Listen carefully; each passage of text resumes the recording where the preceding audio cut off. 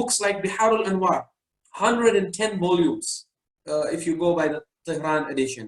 So 110 volumes worth of narration that we have.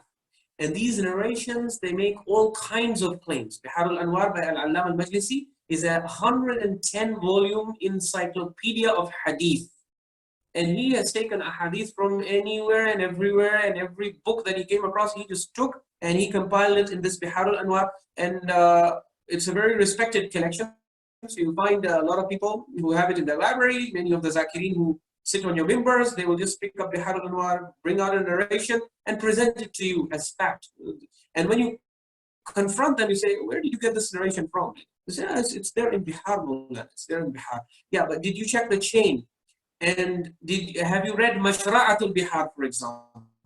Mashra'atul Bihar is a very important book authored by Ayatollah Sheikh Muhammad Asif Muhsini, a grand mujtahid and one of the most brilliant and top students of Ilm al-Rijal from among the students of Ayatollah Sayyid Abul Qasim al-Khuy.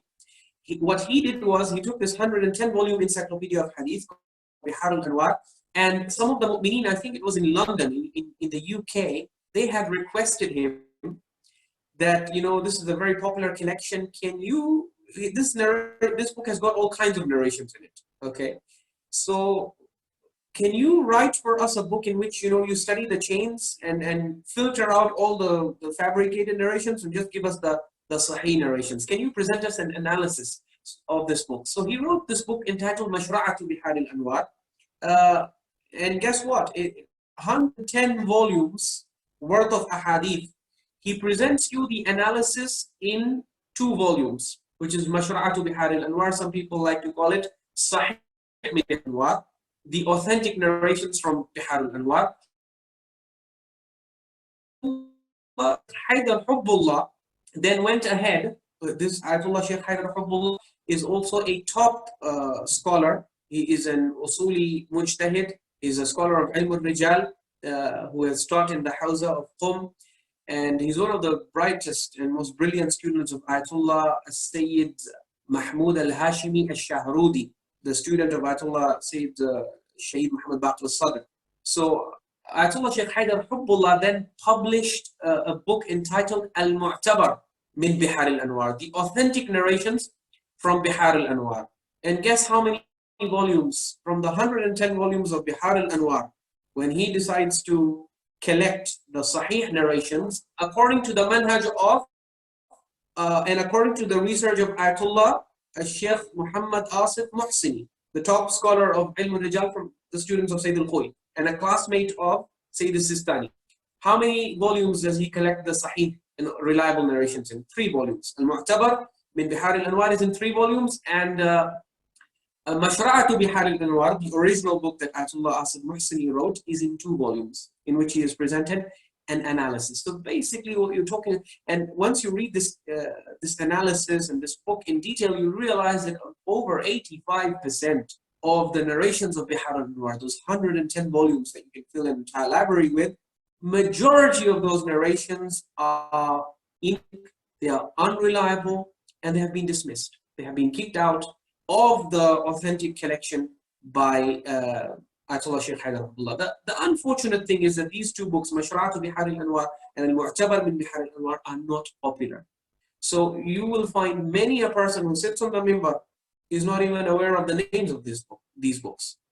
And even if he's aware of the names of these books, he hardly pays attention to the fact that a lot of the narrations he's sharing with you from the mimbar are actually narrations that have been kicked out and dismissed as being fabrications or being khurafat, or being unreliable narrations by the likes of Ayatollah Sheikh Muhammad Asif Muhsini or Ayatollah Sheikh Haydar Hubbullah or the other top scholars of Ilm al-Rijal.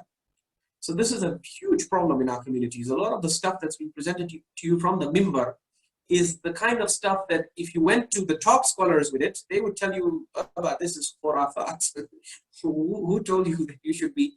And no, Maulana, it is in Bihar. Yeah, that's why in the Hawza circles, they say, لا يصلح للبحار إلا ماهر السباحة. They say, no one should touch the Bihar. Bihar should be a no-fly zone for anyone who is not an expert in swimming, because Bihar al-Anwar Bihar means what? Bihar is the plural of Bahar, which means ocean, sea. Okay, that large water body.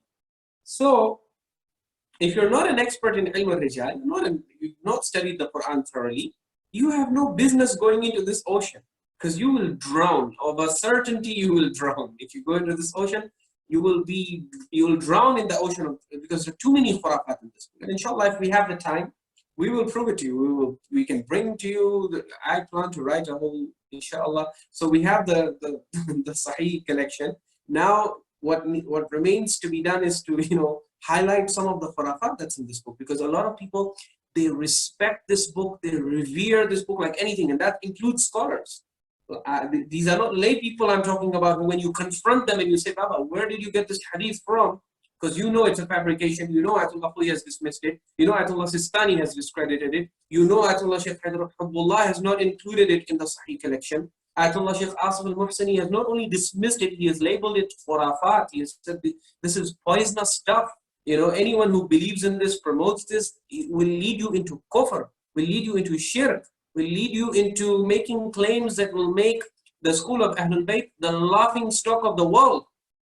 So when you present them all of this, they tell you, no, Maulana, it's in Bihar. So yeah, there's all kinds of stuff in Bihar. Who told you to go into Bihar if you're not an expert swimmer?